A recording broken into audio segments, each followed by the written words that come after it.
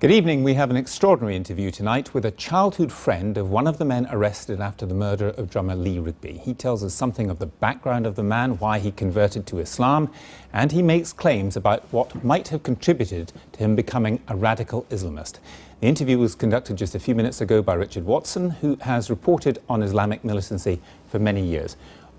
Give us a bit of the background to this, Richard. Well, dramatic events tonight, Gavin. Actually, we've spent the last 2 hours trying to secure an interview with a childhood friend of one of the men accused of the murder.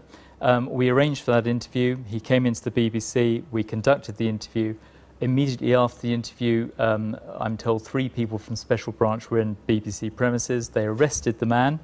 So, you know, very dramatic events tonight. In the interview itself, I think it shows quite an interesting portrait of Abu Nusaybah, our interviewee, and also the suspect, Adi Balajo. And I started by asking him about his early childhood biography.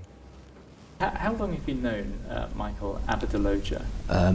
We met roughly around 2002, early 2002. Yeah. And where did you meet? We met in Romford, Essex. And what was the circumstances of you meeting? Was it a social contact? Was he a friend? Or? No, I mean, I used to go down there like to chill out with some of my friends, basically. And during the course of going down there, we kind of like, I think one day we just bump into each other. It's kind of like strange, because we didn't quite often see a lot of like black guys down there. So it was like, how are you? What's going on? How's everything? And we kind of exchanged numbers, and you know, from there, kind of the relationship built up.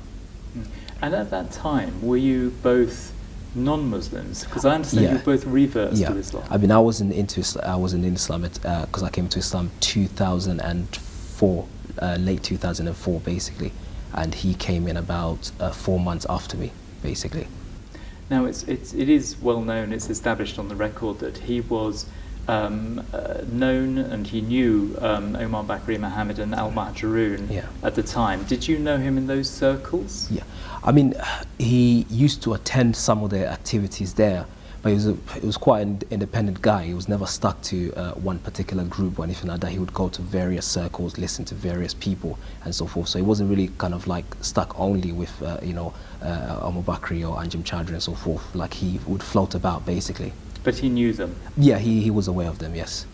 I mean, he had attended 1 or 2 events, yes. But at that time, I mean, obviously I've interviewed Omar Bakri Mohammed on many occasions, and Anjem Choudhury too. Yeah. One of the core beliefs and things that they aspire to is Sharia law, for example, in the UK. Yeah. Was that your position and his position at the time? Myself, I had that position, which changed later on.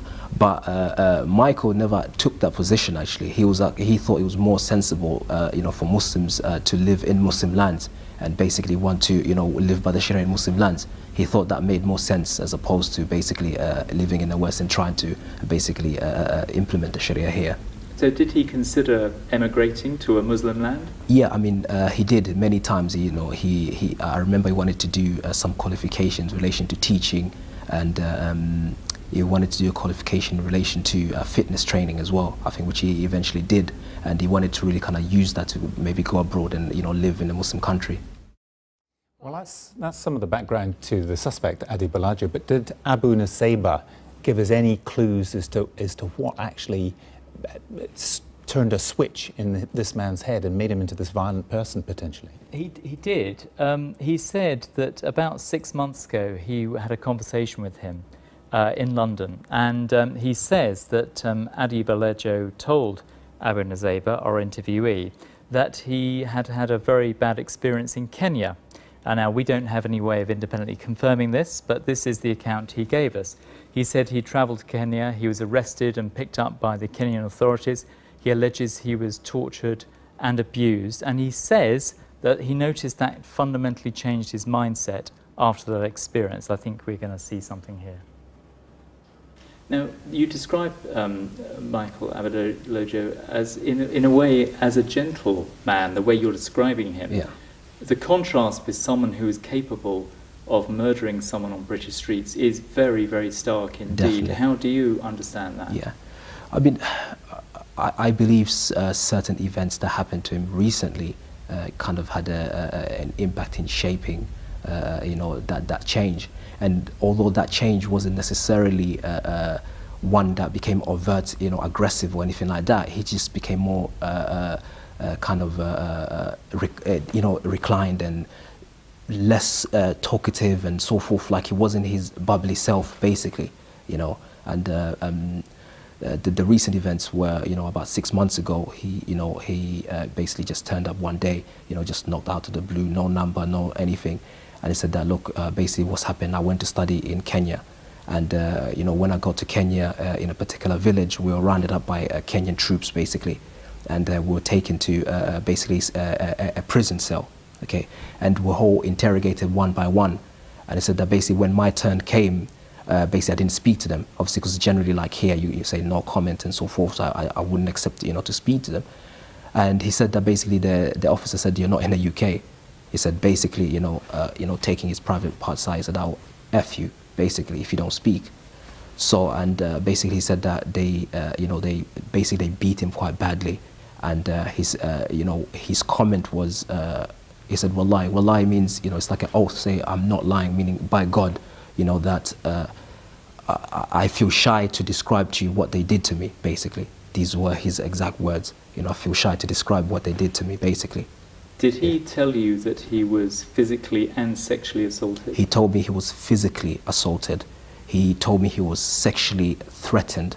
And he indicated, from what I know of him, when he said, I couldn't, I feel ashamed to tell you what happened to me. As far as I understand that, it's sexual abuse, because there's nothing he will feel shy to tell me about except that. And when did he tell you that, roughly? This is roughly about 6 months ago. It's just an estimate. And did you have any doubt that he was telling the truth at that time? No. If you looked at his face, and you,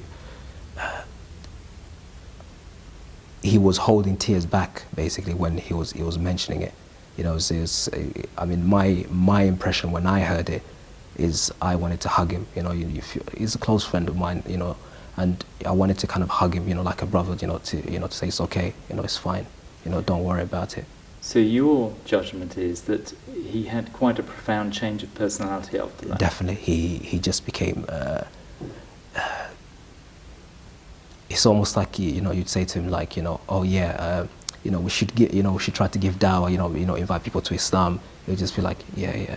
I mean, it's almost like his mind was somewhere else, but his presence was there, basically. Did he give any indication to you that he was capable of such horrific violence? No. I mean, when I saw the photos of him initially, I thought it was a joke. I thought like, no, like, are you serious? Like, no, it can't be him. There's no way it can be him, because it didn't make sense, because his whole concept, was he just wanted to go and live in the Muslim land, basically, and just basically get away from all the problems and all the troubles, basically, because at that time he was basically being harassed by MI5. This is something that he specifically mentioned to me. He said that MI5 had come to him. I think on his return back, he had been stopped, and subsequently after that, basically he was followed up by MI5. He said they came to his house. They were saying knocking his door. He pretended that he wasn't there, but they were knocking so much. He thought to himself like, look, what? I need to kind of like come and show my face. So he came out. He spoke to the MI5 agent. And they were saying that, look, we just want to have a chat with you. We just want to speak to you. So when did he tell you this? This is roughly about 6 months ago, roughly. And what was his reaction to being approached by the security service MI5?